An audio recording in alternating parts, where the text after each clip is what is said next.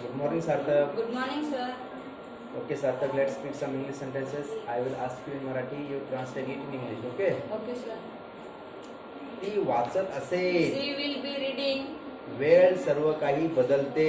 Time changes everything. पैसे काय झाडावर उगत नाहीत. Money doesn't grow on trees.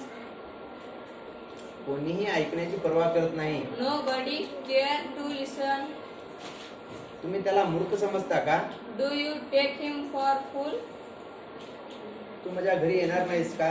Will you not come to my school house? अजून द्या. तू माझ्या घरी येणार नाहीस का? Will you not come to my house? तुला माझा पत्ता कसा समजलं? How do you know the address? तुम्हाला कोणाला भेटायचे आहे? Whom do you want to meet?